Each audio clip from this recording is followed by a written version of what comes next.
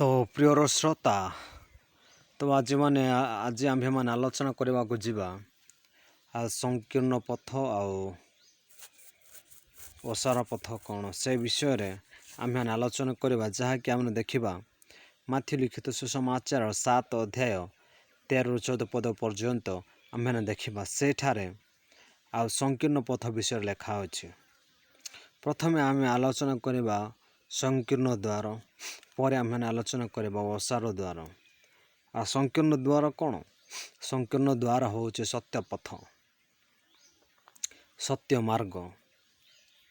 आ जो मैंने सत्य पथर चलते जो मैंने सत्य मार्ग चलते से मैंने ईश्वर को अनुसंधान करें ईश्वर को से दर्शन करेंगे आ परमेश्वर से हृदय बास करेंगे। कारण संकीर्ण दे प्रवेश करवा लोक संकीर्ण द्वार दे जीवा लोक अल्प लोक अच्छा जगत रे। सत्य पथ दे जीवा लोक अनेक कम लोक अच्छा अल्प लोक अच्छा कि से माने केवल सत्य पथर ही भ्रमण करते से माने अन्य जेकोसी पथर से भ्रमण करते जेपरिक लांचरे से ग्रहण करते ना आ मद्यपान करते ना सिगारेट पियंते ना आ पुड़िया भांग नाश ए सबू से माने दूरे जाती आ से सब सत्य कथा ही कही था। ईश्वर कार्य कौन से हृदय रखी था आ से ईश्वर इच्छा अनुजाई से कार्य करती। कारण से हृदय सत्य पथ कौन से हृदय अच्छी सत्य मार्ग कौन से हृदय अच्छी आ से सत्यर संधान कर सारी से माने सत्य पथ को ही भ्रमण करते। आ जेकोसी मद्यपान व्यक्ति निकट को जाकि से आउ से शिक्षण शिखाइले से माने से जिनसटी को से माने श्रवण करते ना आ से जिनसटी को से माने ग्रहण करते ना। कारण से माने से सत्य पथरु विमुख होगापी से माने चाहती ना। सब बेले से माने सत्यर पथ चली था से माने सत्य आलोकर संतान हो रही था। जो माने निशा द्रव्य आसक्त था जो माने सिगारेट पुड़िया भांग आ मिछ कथा लांच चोरी डकायत नरघातक ए सब लिप्त रे से माने अंशग्रहण करते ना। सब से माने सत्यर चलते से माने से जिनसटी को से घृणा करते केवल सत्य पथटा को से बाछि था। ए जगत रे अल्प व्यक्ति मानक ही आम पाइपर जे सत्य पथ कौन सत्य पथर चलवा व्यक्ति मानक से सब लोकर मंगल चिंता करते से सब अन्य व्यक्ति मानकर मंगल चिंता करती आ से सब साहाय्य हाथ बढ़ाई था आ लोक मानक से उत्तम पथ को कढ़ाई नहीं था जो मैंने प्रकृतर सत्यर संधान कर से तो कह जाऊँगी आ जो मैंने सत्य पथ को चलती से माने ए जगत अल्प लोक अच्छा आ जो मैंने ओसार दे पथ दे गमन करती अनेक लोक जगत अच्छा आ से माने सत्यटा को जानिक से सत्य को परित्याग कर सत्य को से घृणा कर। कारण जो व्यक्ति मैं सत्य पथ दे गमन करती से व्यक्ति मानक समाज रे स्थान नहीं से सब समाज बाहर ही रही था। समाज से ग्रहण करे ना समाज से चिन्हे ना समाज सत्यटा को कौन जानिके से सत्यटा को निज हृदय लुचाई रखी था। तो प्रियर श्रोता सब बेले आम्भे माने सत्य पथ को जीवा निमंते चेष्टा करवा सत्यटा को आम मान हृदय रखा निमंते चेष्टा करवा उद्यम करवा सत्यटा को आम सत्य पथरे आम चलवा पड़ो आ जो मंदटा को आम परित्याग करने को पड़ो। से प्रिय श्रोता आम्भे माने सत्यर संतान हो आलोकर संतान हो आम्भे माने सही ओसार पथ दे भ्रमण कर। ତ ଆମେମାନେ ଆଲୋଚନା କରିବା ଏବେ ଓସାର ପଥ କ'ଣ। ପ୍ରଥମେ ଯିବା ମିଛ ହେଉଛି ଓସାର ପଥ। ଲୋକମାନେ ମିଛ କଥା କହି ନିଜର ସତ୍ୟଟାକୁ, ନିଜର ବ୍ୟକ୍ତିତ୍ୱକୁ ସେମାନେ ହରାଇ ବସିଛନ୍ତି, ଯାହାକି ଆମେମାନେ ଦେଖିବା ଆଦି ପୁସ୍ତକରେ ଆଦମ ଓ ହବାଙ୍କ ବିଷୟରେ। ଯଦି ସେମାନେ ସତ୍ୟ ପଥରେ ଚାଲିଥାନ୍ତେ ଆଉ ସେମାନଙ୍କ ନିଜର ଭୁଲକୁ ସ୍ୱୀକାର କରିଥାନ୍ତେ, ତାହା ହେଲେ ସେମାନେ ଏଦନ ଉଦ୍ୟାନରୁ ବାହାର ହୋଇନଥାନ୍ତେ। କାରଣ ସେମାନେ ସଂକୀର୍ଣ୍ଣ ପଥ ଜାଣିକି ମଧ୍ୟ ଓସାର ପଥକୁ ସେମାନେ ଭ୍ରମଣ କଲେ। ଆଉ ସେମାନଙ୍କୁ ଶୈତାନ ସେ ସ୍ଥାନକୁ କଢ଼ାଇ ନେଲା ଆଉ ସେମାନଙ୍କୁ ସେ ମନ୍ଦ କଢ଼ାଇ ନେଲା ତାଙ୍କ ଆଡ଼କୁ। ସେଥିରେ ମଧ୍ୟ ସେମାନେ ଅନନ୍ତ ଜୀବନର ଅଧିକାରୀଟାକୁ ସେମାନେ ହରାଇ ବସିଲେ। ପରମେଶ୍ୱର ସେମାନଙ୍କୁ ପଚାରିଲେ, ଆଦାମଙ୍କୁ ପଚାରିଲେ, ଆଦାମ ତୁମେ କେଉଁଠାରେ? ଆଉ ସେ ଆଦମଙ୍କୁ ସେ ପରମେଶ୍ୱରଙ୍କୁ ଉତ୍ତର ଦେଲା, ପ୍ରଭୁ ଆପଣଙ୍କ ରବ ଶୁଣିକି ମୋ ଗଛ ତଳେ ଲୁଚି ରହିଅଛି ବୋଲିକି କହିଲେ। ଆଉ ପରମେଶ୍ୱର ତାଙ୍କୁ କହିଲେ, ତୁମେ ଉଲଙ୍ଗ ଅଛ ବୋଲି କିଏ କହିଲା? ଆଉ ଆଦମ ଉତ୍ତର ଦେଲେ, ଆମ୍ଭେମାନେ ବର୍ତ୍ତମାନ ଉଲଙ୍ଗ ଅଛୁ। ଆଉ ପରମେଶ୍ୱର ସେମାନଙ୍କୁ କହିଲେ, ମୁଁ ଯେଉଁ ଫଳ ଖାଇବାକୁ ମନା କରିଥିଲି ତୁମେ କି ସେ ଫଳ ଖାଇଅଛ? କିନ୍ତୁ ଆଦମ ନିଜର ଭୁଲ ସ୍ୱୀକାର ନ କରିକି, ନିଜ ସତ୍ୟଟାକୁ ନ କହିକି ସେ କ'ଣ କଲା? ହବାଙ୍କ ଉପରେ ଦୋଷଟାକୁ ଲଦି ଦେଲା।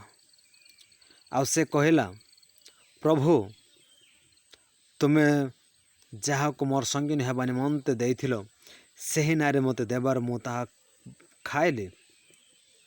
କିନ୍ତୁ ସେ ହବାଙ୍କୁ ଦୋଷ ଲଦି ଦେବା ବଦଳରେ ସେ ଯଦି ନିଜର ଭୁଲକୁ ସ୍ୱୀକାର କରିଥାନ୍ତେ, ତାହେଲେ ସେ ପରମେଶ୍ୱରଙ୍କ ଠାରୁ ଦୟା ପ୍ରାପ୍ତ ହୋଇଥାନ୍ତେ ଆଉ ପରମେଶ୍ୱର ତାଙ୍କୁ କ୍ଷମା ମଧ୍ୟ ଦେଇଥାନ୍ତେ। କିନ୍ତୁ ସେ ନିଜର ଭୁଲକୁ ସ୍ୱୀକାର କଲା ନାହିଁ ଆଉ ସେ ସତ୍ୟ ପଥରୁ କୁପଥକୁ ଭ୍ରମଣ କଲା। ଆଉ ସେ ପରମେଶ୍ୱରଙ୍କୁ ସେ ମିଛ କହିଲା, ପରମେଶ୍ୱରଙ୍କୁ ସତ୍ୟ କହିଲା ନାହିଁ ଆଉ ନିଜର ଭୁଲକୁ ସ୍ୱୀକାର କଲା ନାହିଁ ପରମେଶ୍ୱରଙ୍କ ନିକଟରେ। ସେଥିପାଇଁ ପରମେଶ୍ୱର ସେମାନଙ୍କୁ ଏଦନ ଉଦ୍ୟାନରୁ ବାହାର କରିଲେ। ଆଉ ସାଉଲଙ୍କ ବିଷୟରେ ଆମେ ଯଦି ଆଲୋଚନା କରିବା, କେବଳ ତାଙ୍କର ମନ୍ଦ କାର୍ଯ୍ୟ ଯୋଗୁଁ, କେବଳ ତାଙ୍କର ଅବାଧ୍ୟତା ଯୋଗୁଁ ସେ ରାଜତ୍ୱକୁ ହରାଇ ବସିଲା। ଯଦି ତାର ଲୋଭ ଯୋଗୁଁ ପରମେଶ୍ୱରଙ୍କ ଆଶୀର୍ବାଦଟାକୁ ସେ ହରାଇ ବସିଲା। କେବଳ ଲୋଭ ହିଁ ତାଙ୍କ ଜୀବନକୁ ନଷ୍ଟ କରିଦେଲା। ଆଉ ସାମୁଏଲ କହିଲେ, ତୁମ୍ଭେ ଯାଇକି ସେଇ ରାଜାକୁ ହତ୍ୟା କର ଆଉ ସମସ୍ତ ବିଷୟକୁ ତୁମେ ହତ୍ୟା କର ସେ ଦେଶର। କିନ୍ତୁ ସାଉଲ କ'ଣ କଲେ? ସେ ଜିନିଷଟାକୁ ସେ ହତ୍ୟା ନ କରିକି, ରାଜାକୁ ମଧ୍ୟ ହତ୍ୟା ନ କରିକି ଭଲ ବାଛି ଆଣିକି ସାମୁଏଲଙ୍କ ନିକଟକୁ ଆଣିଲେ। ଆଉ ସାମୁଏଲ କହିଲେ, ତୁମେ କି ଭୁଲ କାର୍ଯ୍ୟ କଲ? ତୁମକୁ କିଏ କହିଲା ଏପରି କାର୍ଯ୍ୟ କରିବା ନିମନ୍ତେ?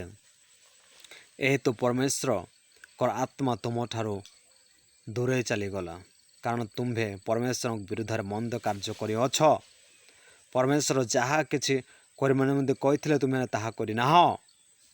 କେବଳ ତାଙ୍କର ସେ ଭୁଲ ଯୋଗୁଁ, ତାଙ୍କର ସେ ଲୋଭ ଯୋଗୁଁ ସେ ରାଜତ୍ୱଟାକୁ ହରାଇ ବସିଲେ। ତ ଲୋଭ ଗୋଟେ ଗଲା ଆଉ ମିଛ ଗଲା। ଏବେ ଆଲୋଚନା କରିବା ନିଶା ଦ୍ରବ୍ୟ ଉପରେ। ଆମେମାନେ ଆଉ ଏ ଜଗତରେ ଲୋକମାନେ ନିଶା ଦ୍ରବ୍ୟ ସେବନ କରିକି, ନିଶା ଦ୍ରବ୍ୟ ଗ୍ରହଣ କରିକି ନିଜର ଜୀବନକୁ ସେମାନେ ହରାଇ ବସିଛନ୍ତି। ଯେକୌଣସି ଧର୍ମର ବ୍ୟକ୍ତି ହେଉ, ସେମାନେ ନିଶା ଦ୍ରବ୍ୟ ହିଁ ସେବନ କରୁଛନ୍ତି। ଆଉ ଉତ୍ତମ ପଥକୁ ପରିତ୍ୟାଗ କରିକି ସେମାନେ ଅଲଗା ପଥରେ ସେମାନେ ଭ୍ରମଣ କରିଥାନ୍ତି।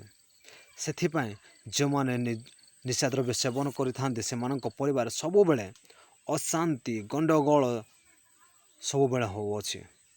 କାରଣ ସେମାନଙ୍କ ପାଖରେ ଶାନ୍ତି ନାହିଁ ଆଉ ସେମାନେ ସବୁ ଶାନ୍ତି ହରାଇ ବସିଛନ୍ତି। ଆଉ ସେମାନଙ୍କ ପାଖରେ ଶାନ୍ତି ନାହିଁ। ଯାହାରି ଫଳରେ କି ଯେଉଁମାନେ ମଦ୍ୟପାନ କରୁଛନ୍ତି ସେମାନଙ୍କ ପରିବାର ଯାହା କିଛି ଅଛି ସେମାନେ ସମସ୍ତ ବିଷୟକୁ ବିକ୍ରୟ କରୁଛନ୍ତି। ଆଉ ସେମାନେ ପରିବାରରେ ଗଣ୍ଡଗୋଳ ସୃଷ୍ଟି କରୁଛନ୍ତି କେବଳ ମଦ ପାଇଁ ବୋଲିକି।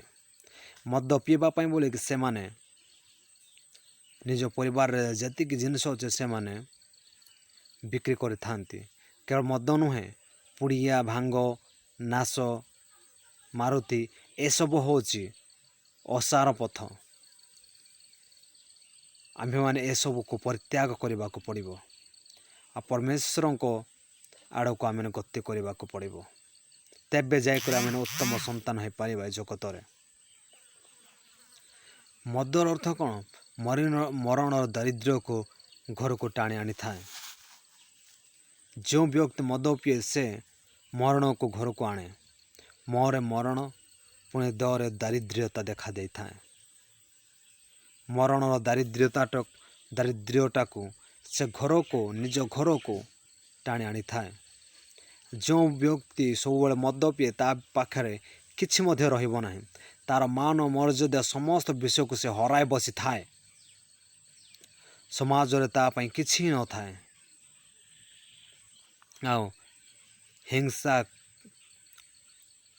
ନିଶାଦ୍ରବ୍ୟ ସେବନ ସେଇଟା ଗଲା।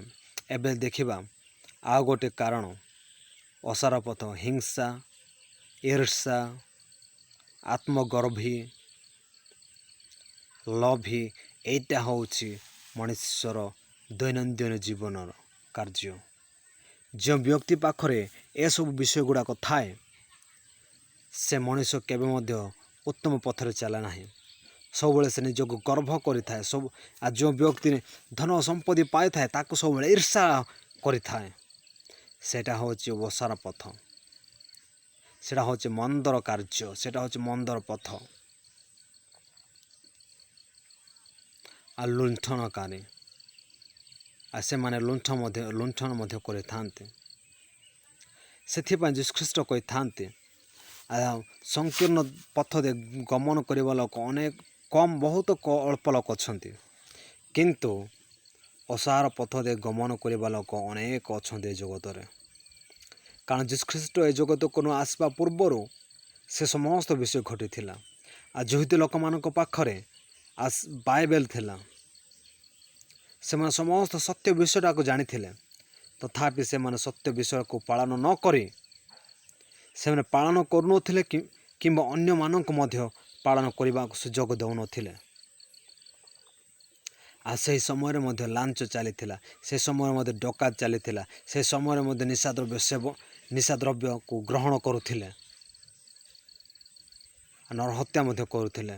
ସମସ୍ତ ବିଷୟ ଚାଲିଥିଲା। ସେଥିପାଇଁ ଯୀଶୁଖ୍ରୀଷ୍ଟ କହନ୍ତି ଆଉ ସଂକୀର୍ଣ୍ଣ ଦ୍ୱାର ଦେଇ ଗମନ କରିବା ଲୋକ ବହୁତ କମ୍ ଅଛନ୍ତି ଏ ଜଗତରେ, କିନ୍ତୁ ଅସାର ପଥରେ ଗମନ କରିବା ଲୋକ ବହୁତ ଲୋକ ଅଛନ୍ତି। ହଁ ପ୍ରିୟମାନେ, ଆମେ ଜାଣିଅଛୁ ଉତ୍ତମ ପଥ ଜାଣିକି ମଧ୍ୟ ସଂକୀର୍ଣ୍ଣ ପଥ ଜାଣିକି ମଧ୍ୟ ଆମ୍ଭେମାନେ କ'ଣ କରୁଅଛୁ? ସେ ଅସାର ପଥକୁ ଆମ୍ଭେମାନେ ବାଛୁଅଛୁ। ଆଉ ପରମେଶ୍ୱରଙ୍କ ଠାରୁ ଆମ୍ଭେମାନେ ଦୂରେଇ ଯାଉଅଛୁ। ପରମେଶ୍ୱରଙ୍କ ବାକ୍ୟ ଜାଣିକି ମଧ୍ୟ ସବୁବେଳେ ଆମ୍ଭେମାନେ ପରମେଶ୍ୱରଙ୍କ ବାକ୍ୟ ପଢ଼ୁଅଛୁ।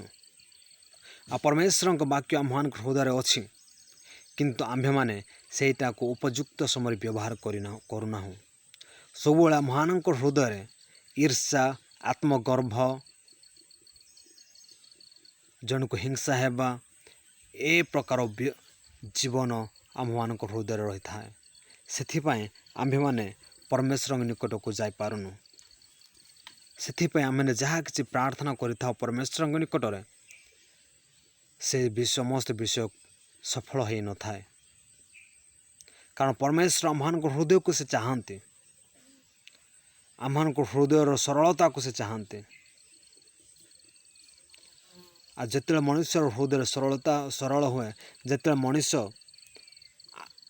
ହୃଦୟ ଭାଙ୍ଗି ପ୍ରାର୍ଥନା କରେ, ସେହି ପ୍ରାର୍ଥନା ଯଥା ସମୟରେ ଉତ୍ତର ମିଳିଥାଏ। ଆଉ ଯେଉଁ ବ୍ୟକ୍ତିର ହୃଦୟରେ ଲୁହ ନଥାଏ, ଯେଉଁ ବ୍ୟକ୍ତିମାନଙ୍କ ହୃଦୟରେ ସବୁବେଳେ ଗଣ୍ଡଗୋଳ ଚାଲିଥାଏ, ସେମାନଙ୍କର ପ୍ରାର୍ଥନା କେବେ ମଧ୍ୟ ସଫଳ ହୋଇନଥାଏ। ସେଥିରେ ମଧ୍ୟ ଆସୁ ଆମ୍ଭେମାନେ ଉତ୍ତମ ପଥକୁ ଯିବାର ଅଛି। ଆଉ ପରମେଶ୍ୱରଙ୍କର ପଥକୁ ଆମେ ଗମନ କରିବାର ଅଛି। ଆଉ ପରମେଶ୍ୱର ଯେଉଁ ଆଡ଼କୁ ଆମମାନଙ୍କୁ ନେବେ ସେହି ପଥକୁ ଆମେମାନେ ଭ୍ରମଣ କରିବାର ଅଛି। ତେବେ ଆମ୍ଭେମାନେ ଈଶ୍ୱରଙ୍କର ସନ୍ତାନ ହୋଇପାରିବା। ଯଦି ଆମ୍ଭେମାନେ ଓସାର ପଥକୁ ପରିଭ୍ରମଣ କରିବା ତାହେଲେ ଆମେ କେବେ ମଧ୍ୟ ଆଉ ପରମେଶ୍ୱରଙ୍କ ଆଡ଼କୁ ଆମେ ଯାଇପାରିବା ନାହିଁ। ଆଉ ଯଦି ଆମେ ସ୍ୱର୍ଗ ରାଜ୍ୟକୁ ଯିବା ପାଇଁ ହେଲେ ଆମ୍ଭେମାନେ ପରମେଶ୍ୱରଙ୍କର କଥା ଅନୁସାରେ ଆମେ ଚାଲିବାକୁ ପଡ଼ିବ। ଆଉ ପରମେଶ୍ୱରଙ୍କ ଇଚ୍ଛା ଅନୁସାରେ ଆମେ ଚାଲିବାକୁ ପଡ଼ିବ। ତେବେ ଯାଇକରି ଆମେ ସ୍ୱର୍ଗ ରାଜ୍ୟ ପ୍ରବେଶ କରିପାରିବା।